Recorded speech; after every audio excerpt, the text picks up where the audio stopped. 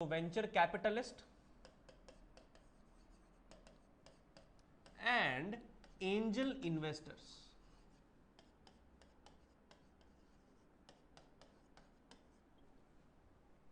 ये क्या होता है? Very important, very good question.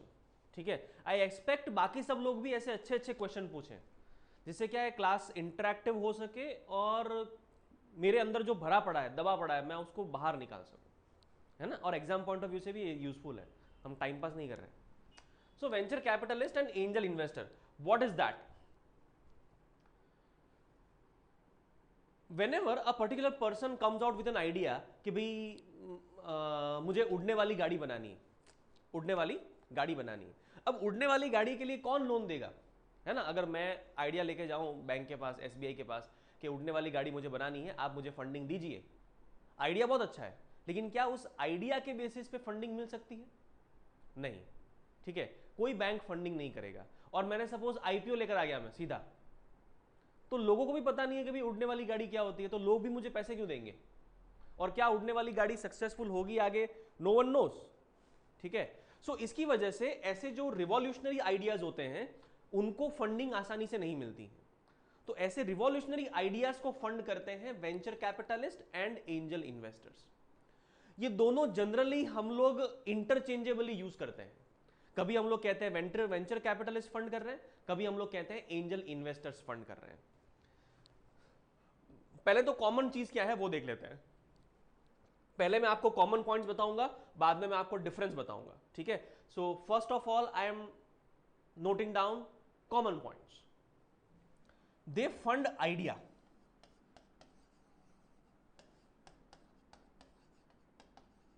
And most of the time the ideas are revolutionary in nature. ठीक है, so they both basically funds idea. Idea समझ रहे ना, एग्जांपल के तौर पे उड़ने वाली गाड़ी। दूसरा कॉमन पॉइंट है, they mostly invest in equity of the company.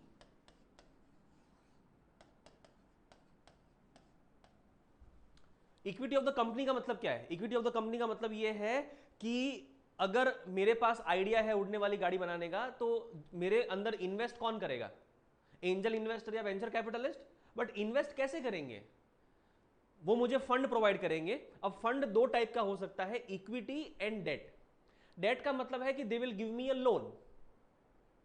अगर मुझे फंडिंग चाहिए तो they will give me a loan. Suppose मुझे 1 करोड़ रुपए चाहिए, so they might give me a loan कि भाई ये लो 1 करोड़ रुपए, आपको हर महीने इंटरेस्ट देना है और 5 साल में पैसे वापस कर देना है। अब ये एक आइडिया के लिए अच्छी बात नहीं है। द रीजन बीइंग कि वो आइडिया मटेरियलाइज होगा कि नहीं होगा, दैट इज, और I am not sure of that. Even वो आइडिया कब मटेरियलाइज होगा, कब वो सक्सेसफुल होगा, अभी तो मेरे सिर्फ माइंड में है कि उड़ने वाली गाड़ी बन सकती है, लेकिन मैंने पूरे रॉ मटेरियल्स वगैरह परचेज किए, मैंने एग्जीक्यूट किया प्रोजेक्ट को, एग्जीक्यूट करने के बाद ही मैंने उसकी मार्केटिंग की। अब लोगों को पसंद नहीं आया तो वो आइडिया, और ये जो पूरा साइकिल है from thinking to execution to marketing to selling, इन सब में 5 साल, 6 साल, 10 साल भी लग सकते हैं। और ये तो हर महीने मेरे पास आ जाएंगे पैसे मांगने के लिए कि लाओ मेरा इंटरेस्ट लाओ, तो फिर ये प्रोजेक्ट सक्सेसफुल नहीं होगा। अगर किसी आइडिया को डेट फंडिंग मिलती है तो वो प्रोजेक्ट सक्सेसफुल होने के चांसेस रेयर होते हैं, बिकॉज आइडिया जो है वो सक्सेसफुल होने में इट टेक्स टाइम। ऐसा नहीं है कि आज सोचा और कल सक्सेसफुल हो गया। ठीक है ना, तो इसीलिए किसी आइडिया को जब फंडिंग मिलती है तो debt funding is not desirable. कोई भी स्टार्टअप जनरली डेट फंडिंग पे बिलीव नहीं करते हैं। क्यों नहीं बिलीव करते हैं? बिकॉज उनको पता है कि हमारा जो ये आइडिया है ये सक्सेसफुल होगा नहीं होगा, कब होगा, they are not sure, and that is why debt funding is not desirable. और इवन जो angel investors and venture capitalist होते हैं उनको भी पता है कि debt funding is not desirable, इसलिए ये लोग क्या करते हैं? ये लोग इक्विटी फंडिंग करते हैं, इक्विटी इन्वेस्टमेंट। इक्विटी इन्वेस्टमेंट का मतलब एक कंपनी ओपन की जाती है, सपोज मैं हूं जिसको फंडिंग चाहिए, तो मैं एक कंपनी ओपन करूंगा, उस कंपनी में ये एंजल इन्वेस्टर या वेंचर कैपिटलिस्ट शेयर्स परचेज कर लेंगे उस कंपनी के, and that is how they will give me funding. अब इससे इनको भी फायदा है। अगर लोन ही देना है तो ये किसी आइडिया वाले को लोन क्यों देंगे? लोन उसको देंगे जिसका ऑलरेडी एस्टैब्लिश बिजनेस है ना। लोन में lower the risk lower the return होता है। अब ये लोग आइडिया को फंड कर रहे हैं, मतलब they want higher return and they also are aware कि भाई रिस्क भी बहुत ज्यादा है, and that is why they go for equity investment. इसीलिए जिन लोगों ने स्टार्टिंग में फेसबुक में इन्वेस्ट किया था इक्विटी, जिन लोगों ने स्टार्टिंग में फ्लिपकार्ट में इन्वेस्ट किया था, वो लोग आज बिलियनर्स हो गए हैं। ठीक है, सो इक्विटी इन्वेस्टमेंट का ये फायदा है। इक्विटी इन्वेस्टमेंट दोनों के लिए डिजायरेबल है, जो स्टार्टअप है उसके लिए भी डिजायरेबल है, और जो एंजल इन्वेस्टर है या वेंचर कैपिटलिस्ट है उसके लिए भी डिजायरेबल है।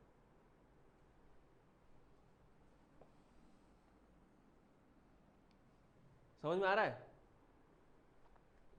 So from angel investor and venture capitalist view point, ये लोग जो इन्वेस्टमेंट करते हैं उसके अंदर there is higher the risk and higher return. Risk भी ज्यादा होता है एंड रिटर्न भी ज्यादा होता है। ठीक है, और एक और पॉइंट लिख सकते हैं, they generally invest in startups. वैसे तो वो आइडिया का मतलब ही स्टार्टअप होता है, बट फिर भी आप लिख सकते हैं startups.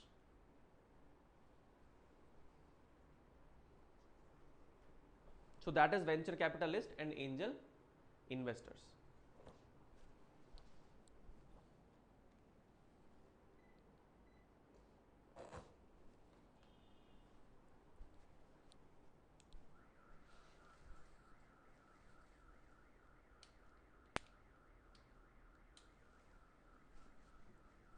Now what is the difference? ये सिमिलैरिटी है, ठीक है। What is the difference? Fund कहां से आता है बताऊंगा मैं, फंड कहां से आता है ये भी बताएंगे, ठीक है। Venture capitalist and angel investors में डिफरेंस क्या है? ये सिमिलैरिटीज है। ये क्या है? सिमिलैरिटी। अब हम बात करते हैं डिफरेंस की। डिफरेंस क्या है?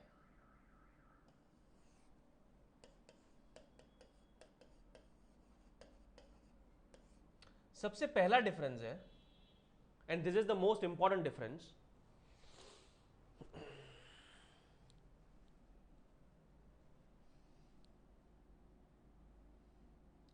Angel investors they are generally high net worth individual, they are generally HNIs, high net worth individual.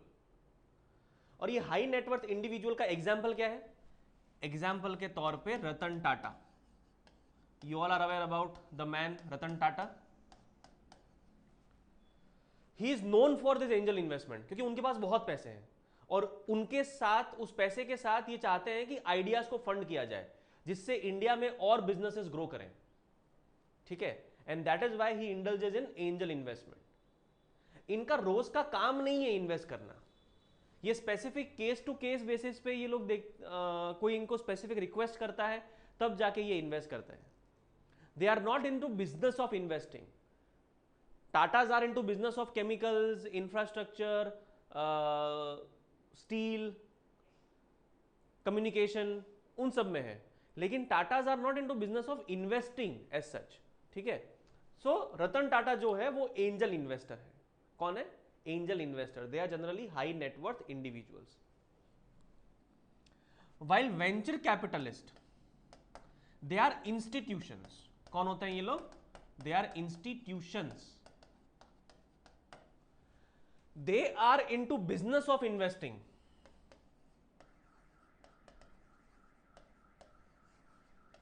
They are into business of investing, मतलब इनका रोज का काम है कि नए नए आइडियाज को फंड करना, और एक बार वो आइडिया थोड़ा सा ग्रो हो जाए तो बाद में उसको अगर उसकी वेल्थ बढ़ जाए, वैल्यू बढ़ जाए, तो उसको सेल करके निकल जाना।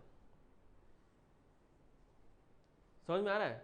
सो पहले किसी को फंडिंग दी, किसी कंपनी में इन्वेस्ट किया, और अगर उस कंपनी की वैल्यू बढ़ जाती है after 2 years, 3 years, 5 years, 10 years, तो उसको सेल करके किसी नई कंपनी में इन्वेस्ट करना।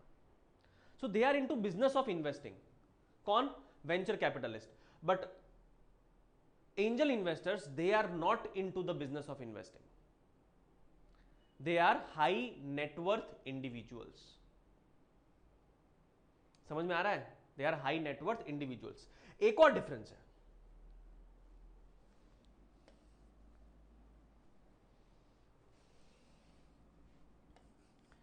एंजल इन्वेस्टर्स जनरली प्रोवाइड्स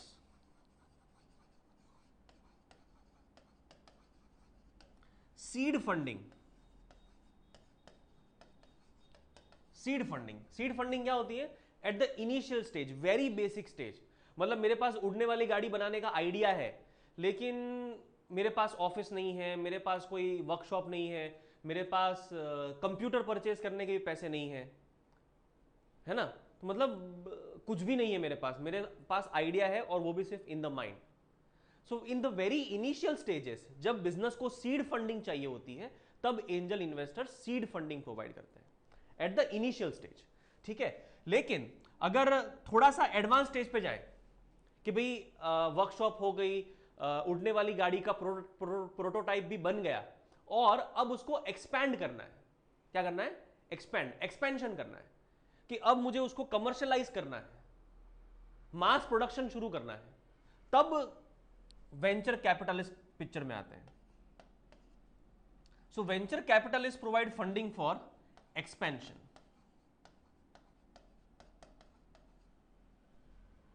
सो जनरली वेंचर कैपिटलिस्ट कब पिक्चर में आते हैं? कि जब बिजनेस का जो आइडिया है वो ऑलमोस्ट मटेरियलाइज हो गया है, प्रोटोटाइप भी बन गया है, बस उसको कमर्शियली एग्जीक्यूट करना है, तो फिर वेंचर कैपिटलिस्ट पिक्चर में आते हैं।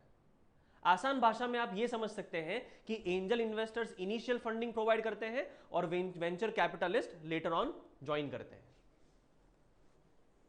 That is angel investors and venture capitalist. Angel investors के पास पैसे कहां से आते हैं? They are high net worth individual, मतलब उनका कोई साइड दूसरे बिजनेस चल रहे होते हैं। सपोज टाटा के कितने सारे बिजनेस हैं, तो उस बिजनेस से जो भी पैसे कमाते हैं रतन टाटा जी, उस पैसे को फिर कहीं अच्छे अच्छे आइडियाज में इन्वेस्ट करते हैं। सो एंजल इन्वेस्टर के पास पैसे आने का सोर्स क्या है? Multiple businesses. और वेंचर कैपिटलिस्ट के पास पैसे कहां से आते हैं? They are into business of investing. तो ये लोग क्या करते हैं? ये लोग फंड को पूल करते हैं। क्या करते हैं? पूल, मतलब अलग अलग सोर्सेस से पैसे इकट्ठा करते हैं। It could be institutions, it could be public, even public. आप लोग इस वेंचर कैपिटलिस्ट के फंड में इन्वेस्ट कर सकते हैं। अगर ये आईपीओ निकाले तो आप इस वेंचर कैपिटलिस्ट के फंड में इन्वेस्ट कर सकते हैं। ठीक है, और इनके पास जब पैसे आ जाएं तो फिर ये कहीं स्पेसिफिक स्टार्टअप्स में इन्वेस्ट करते हैं। So they pool the fund and then they invest. Getting my point? India में under SEBI these are registered as alternate investment funds, AIF। आप बुक्स में वगैरह हम पढ़ेंगे तो एक alternate investment fund नाम की चीज आप एनकाउंटर करेंगे, and this alternate investment fund is nothing but venture capitalist company and some other entities। ठीक है, सो वेंचर कैपिटलिस्ट कंपनीज और institutions will come under the category of alternate investment fund of SEBI.